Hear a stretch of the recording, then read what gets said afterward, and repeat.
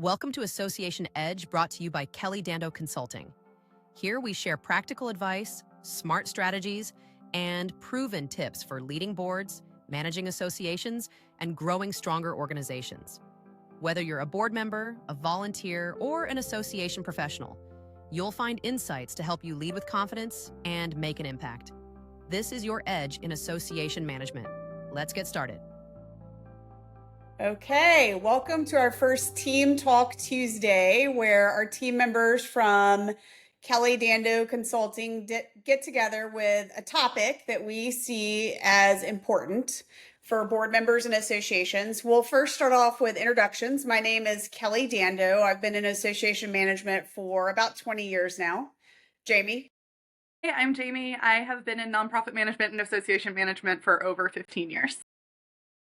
Emily? And I'm Emily. Hi, I'm Emily. I've been in the association nonprofit management world for 10 plus years.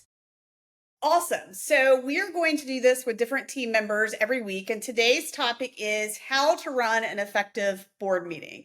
So we often have board members ask, how do we get the most out of our board members when we're meeting, and what are best practices? So that's what we're going to be talking about today. Let's start with agendas. So obviously the most effective way to run a board meeting is through an agenda.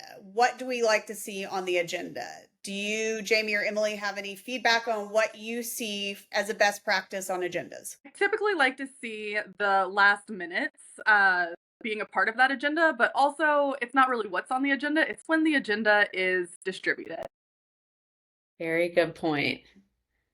Okay, so sending it in advance so people can get an idea of what we're going to be talking about and bring their own ideas. Exactly. Yeah, I think a week in advance is probably the minimum we should be sending those out. I kind of like to see them earlier. The other things that I like to see, obviously, if we can keep the agenda consistent, then the board members know what to expect. So I like to see new business, old business. Most importantly, when we have strategic goals, if we have those strategic goals at the top, so each board member can be reminded every meeting what those goals are and what the metrics are. I also really enjoy when we use the takeaways of what our action items are for the next meeting with a clear 1, 2, 3, 4, 5. This is what we need to get done. Yeah.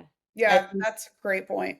That's great. I think if you're on a tight timeline and have a lot to discuss, putting the timing increments in there, we're going to discuss this for 15. We're not going to spend more than half an hour on this topic. As we all know, sometimes people can get off topic as they get going, especially if they're passionate about something. So I definitely think that helps on an agenda too. Well, and making sure that the board president is diligent about being consistent with those timelines and following those timelines is important as well. So I think that's all great examples. One of our chapters uses something called Exhibit A, which I always talk about this. And Exhibit A lists all the events out and who's in charge of the event. I love the accountability side of things. And if boards are not using a platform like Zoom or some sort of AI to take notes, I think they're missing out on lots of great benefits. One is assigning the tasks.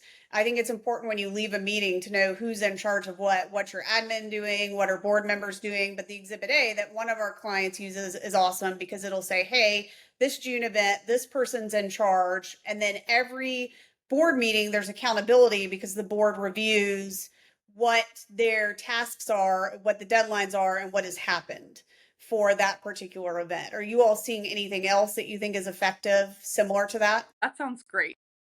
Yeah, I definitely think the AI notes and note-taking platforms have been hugely helpful, especially from the admin side. It does keep everybody accountable. You don't miss anything. It helps a lot with the minutes. I feel like secretary is one of the hardest jobs next to a treasurer to get on a board. And I think when you add AI and the secretary doesn't have to do a tremendous amount of legwork, I think that's super helpful for volunteers.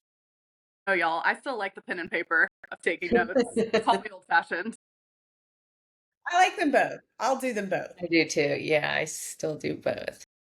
So, what other things do you all like to see on the agenda? Do you feel like reporting from every committee member is helpful, or do you feel like just including the report is helpful? It's important to give every committee time, but I also think it's important. Like, I have had another client who has an event committee who's essentially kind of shuttered until next year because they have nothing that they need to discuss. So that's just something that's included on the agenda.